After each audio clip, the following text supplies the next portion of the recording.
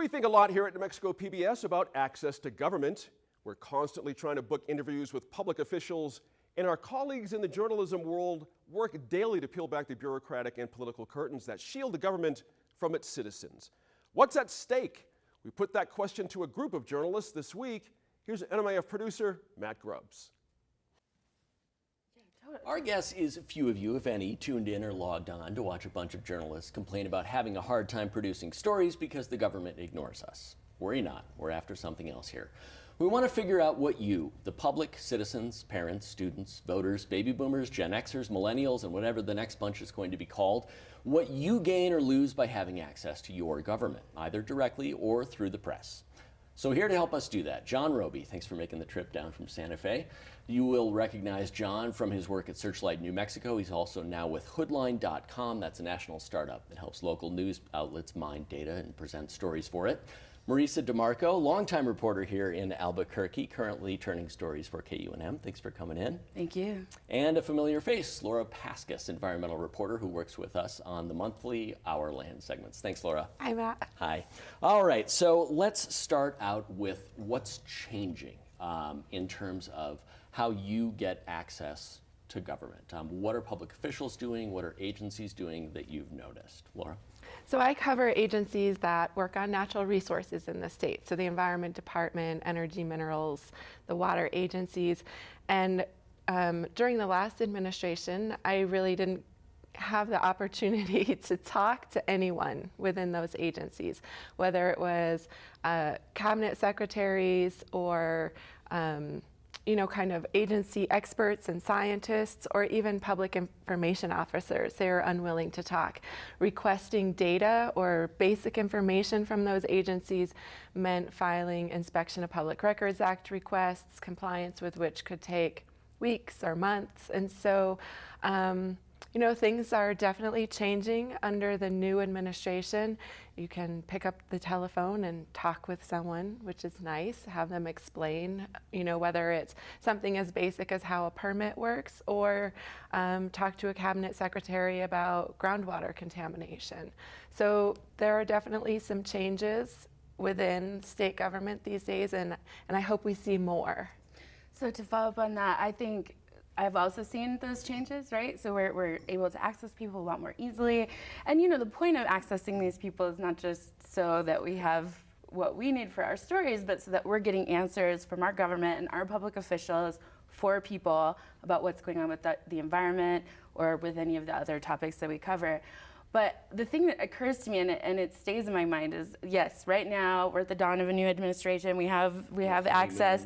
But it really is a choice, and that's evident from the last 8 years that we spent not getting answers from people, right? And for me, I cover state politics and city politics. So that was true of the Susana Martinez administration and Mayor Berry's administration, and it is different now for both those administrations. But it stays with me that at any point that can shift again, right? And there can suddenly become a policy where they're not answering phone calls, where they're not providing information for the readers and listeners and audiences of the shows or of the news articles.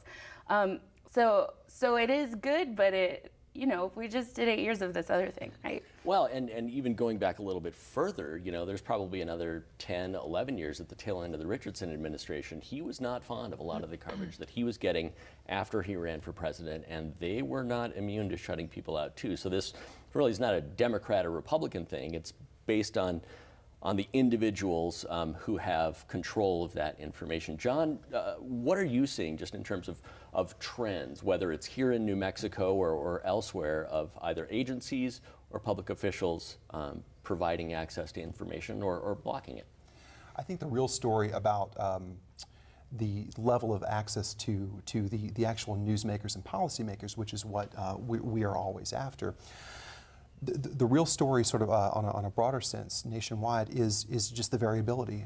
I've done this sort of work in Georgia, in Texas, in Missouri, in New York, in New Mexico, and it would be very difficult to say what unites those things. A very interesting point that you made here is the choice. Mm-hmm. New Mexico has relatively strong, in many ways, open records and open meetings laws. the decisions by policymakers to either embrace the concept of access or make access very difficult is not something that's really discussed in the laws. It is up to the individual organization. And so while we have these really good laws here, better than in some states for sure, what we don't have a fallback on as journalists to point to is hey, the law here says that you must make this access available. We don't have that here, and that's actually very rare. So we're in a position where we are floating with the times in some ways, and that really is a disservice to the readers and the listeners and the citizens of New Mexico.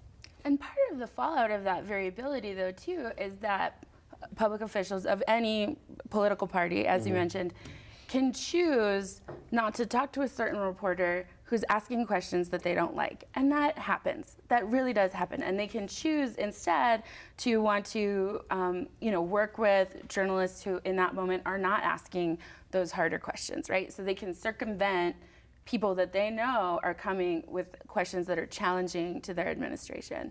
And so it puts journalists in this position where maybe you're making a choice about, are you gonna do some kind of dance with them to, make yourself seem more friendly or appear more friendly? Are you gonna avoid asking any questions because you don't want them to put you on their bad list of people they're not gonna talk to? And I don't think any of us really do that, but it does become a consideration, right?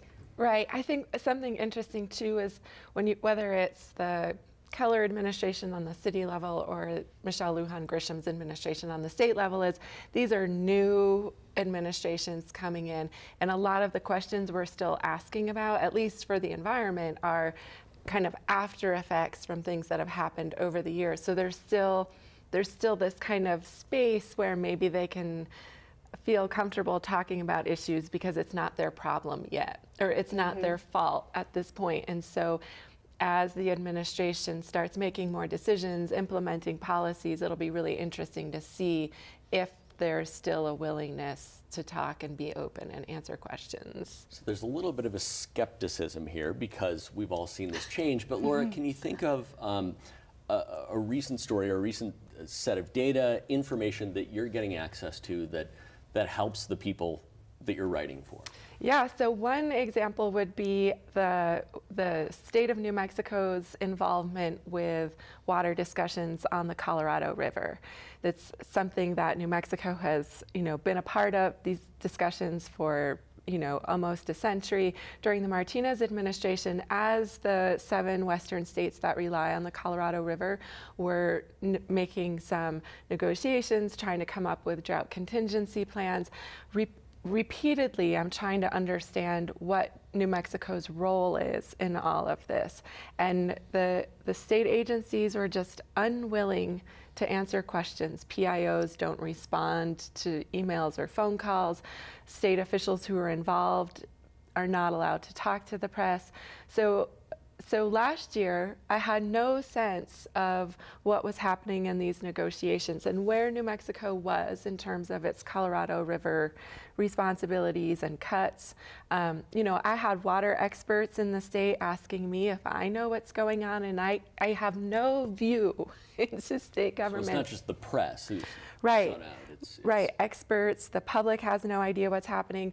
And earlier this month, I was able to go up to the Office of the State Engineer and the Interstate Stream Commission and sit down with people who could talk about what was happening. And so, kind of the next step is to understand how decisions are made and kind of what's going on underneath that layer, but just being able to have conversations with state officials about decisions that are being made is something that I had just, that just didn't happen during the Martinez administration.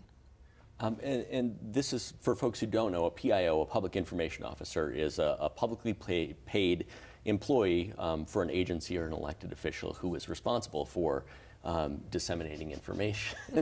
And it's hard to finish because oftentimes they become gatekeepers or sort of message makers. And again, for both parties, the importance of who we get access to as journalists. Where does that play in when you go to an agency and the PIO says, well, I'm the only person you can talk to? Yeah, I mean that's incredibly frustrating on a number of my beats, and I'm certain on Laura's as well, especially when you're getting into more scientific stories. But I need to talk to the people who are doing the work because they best understand the work. So if you're covering crime, I want to talk to police officers. If you're, just depending on the story, you want to talk to the people who are most intimately engaged with the work. And when you speak to a spokesperson, what I suspect has happened before that is that they sit down with their bosses and they write up what they're allowed to say and not allowed to say, and then they have a conversation with you. And it's hard to really get at any kind of meaningful detail, any good storytelling from that kind of level of conversation. And, it has been, right? Mm-hmm. As a citizen of New Mexico, you want the very hardworking media professionals to have access to the folks that you voted for, that you have entrusted to make these decisions for you. You didn't elect PIOs in different state agencies. Mm-hmm. And so, if you think about the telephone game that we've all played, right? When a message is passed from one person to the next, it's sometimes not quite the original message that it was. And so it's very important to you that as a citizen that reporters are speaking to these policymakers, these decision makers, these folks working on the ground, not someone who takes a message and even with the best of intentions can filter it or does not allow the possibility of follow-up or natural conversation flow that happens when someone is interviewing. It's an art. Right? That's a really important point. I mean, it's not illegal for any of us to call any, line level state employee, but when they're in fear for their jobs or they're fearful that they're going to miss out on a promotion because they spoke to the press, that's an issue. John, one of the things that you brought up when we were discussing this beforehand was how data can sometimes counterbalance this, right? If you get a big flowery statement from a public official about like, oh, everything is great and, crime is doing this and look, we haven't had any murders in the last 2 months, problem solved. Data is important in counterbalancing that. What kind of access do you have to data? Is it uniform? What are you seeing? Right. Just to elaborate that just a little bit, if you can imagine, you're producing a story, you want one source, two source, three sources that bring a diversity of opinions. Data acts as a source in some cases when you have access to good unfiltered data and you have the sort of, the inclination and the skills to pry the story out of that's hiding within the numbers, right? So New Mexico, again, I sound a bit like a broken record, but there's so much variability in what is available. So some places, cities like Albuquerque, for instance, has a data portal with pretty good information there, and they're fairly responsive in some cases. Some state agencies are, in my experience, great to work with. Some are more difficult. There are numerous problems with the fidelity of the data that's available from state agencies.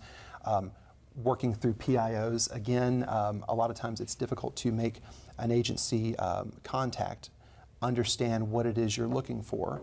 And then there is usually a song and dance about the sort of format that you get the data in. So the short answer is it's complicated, and the long answer is it's very complicated, but the state certainly has a way to go to meet sort of best practices nationally for data reporting and data fidelity. And this is, for all of us, as we sort of move forward into relying more on data, it's important because we get to pull out trends. When you say what you're looking for, you're talking about like giant chunks of data. Where the story is in there, sometimes you don't know. You're trying to look at it and sift through it and figure all of that out. One of the things that I want to get to, we just have a couple minutes left, these go so fast, but is the idea of media literacy. So as journalists, we're responsible for telling people sort of what we tried to do.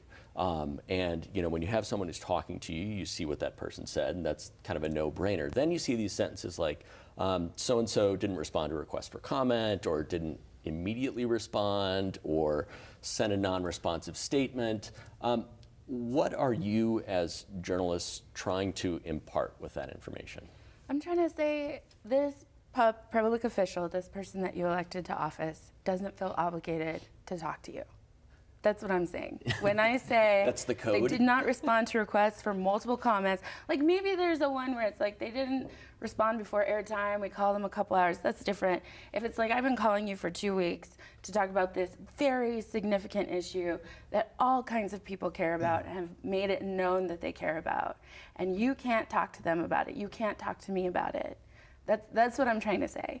And there is a way that public officials these days have the opportunity to use their social media networks and their Twitter feeds and their Facebook posts to kind of get at things. But that is different than me being able to ask questions back, right? Or you being able to ask questions back, or listeners or readers or audience members being able to ask questions back. It's contemplated. Statements are crafted in meetings where people find the exact right language and balance so that they don't, appear to be running afoul of any kind of, ideas that they're trying to promote overall. And that is so much different than having a real conversation with the people who are in positions of authority, right? And the data is supposed to counterbalance this, like when we don't have access, so we're not getting real answers. But what about when the data doesn't exist? For instance, the Albuquerque Police Department does not keep track of race and ethnicity data of the people that they interact with. So that means for many years, it's been incredibly challenging to find a way to discern whether there is police bias in our community, right? The record isn't there, there's nothing for me to request, right? It is a really tricky situation, you guys. We are out of time. I'm so sorry. Maybe we can pick this up again. We're certainly Just going got to good. keep paying attention to it, absolutely. But thanks so much for joining us. Thanks, Thank you Zach. very much.